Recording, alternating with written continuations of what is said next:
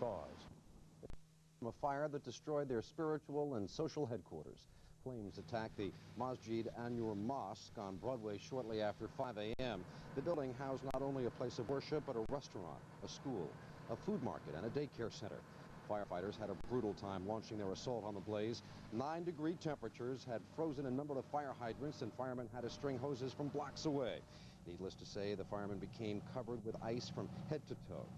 The light of morning showed the extent of the damage, only the walls still standing. Ironically, firemen were in this neighborhood a couple of months ago when a building across the street went up in flames.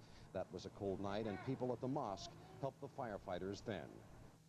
These people here in this building here all gave us coffee, they gave us warmth, and it's a shame to be here now.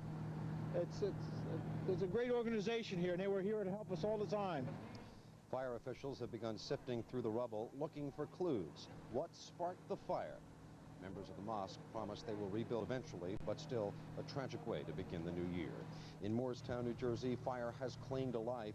18-year-old Tamika Scott was found dead inside her bedroom closet after firemen doused an overnight blaze on Greenville Road. The teenager's parents escaped injury by fleeing out a bedroom window. One firefighter suffered minor injuries battling the blaze. No word yet on what sparked the tragic fire. That is 8 people who had to be rushed to the hospital, and 200 others were evacuated from the surrounding area. Sam King has more on the story from Newcastle. Environmental experts this morning removed hazardous chemicals from this truck, placing them in secure containers.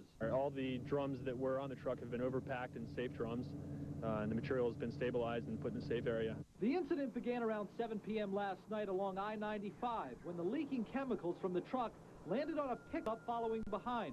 The driver pulled into the Northtown Plaza shopping center off Naaman's Road, where he and 5 others were overcome by the chemicals and had to be hospitalized.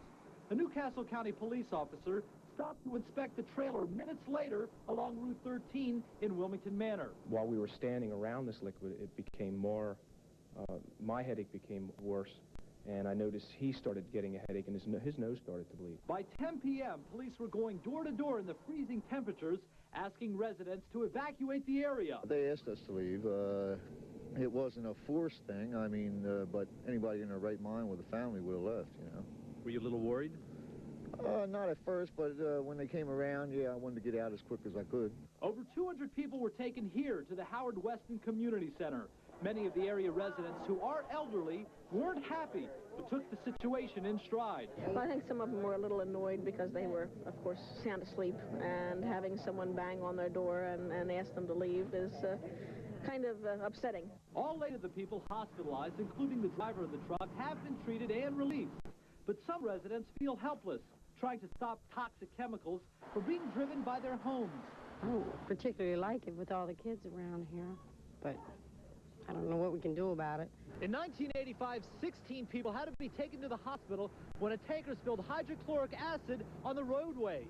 Now, with this recent incident, more residents and lawmakers are demanding that hazardous waste traffic be rerouted. In Wilmington, Sam King, TV 12.